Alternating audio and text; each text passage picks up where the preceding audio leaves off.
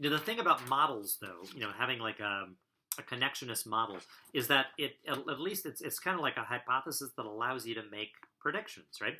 So one of the predictions made by Wernicke's and by Geschwin's kind of connectionist model was that yes, you damage Wernicke's and you have significant comprehension difficulties. You have Wernicke's aphasia. Yes, you damage Broca's and you have significant production problems. You have Broca's aphasia. But what happens if you cut the arcuate fasciculus? If you leave Wernicke's intact and you leave Broca's intact, but you cut the connection between the two?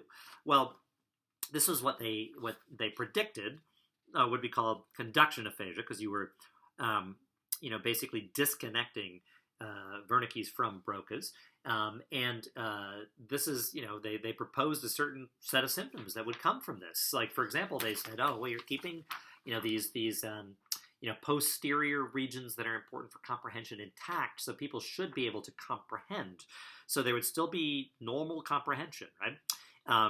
They thought there would be difficulty generating, spontaneous speech, because you have these thoughts and ideas, you're, attaching, terms and, concepts, etc., and you're going to be shifting that forward to Broca's area. You've disconnected those posterior regions from frontal regions.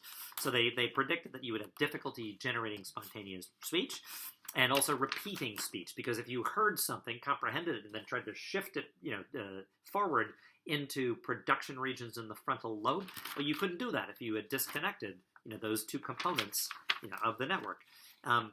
But they predicted that people could listen to the errors that they might be making in speech and, be kind of frustrated by it, know that they'd made errors, but be unable to correct those errors.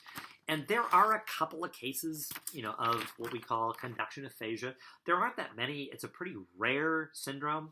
And the etiology is sort of unclear because, again, strokes do not typically just selectively cut out this cable, and there's a lot of cabling, a lot of white matter, a lot of back and forth underneath, these regions, and there's often surface damage to areas along the way in individuals, so it's very hard to tie, specific loss of this arcuate fasciculus connection to this, very rare syndrome, predicted syndrome of conduction aphasia.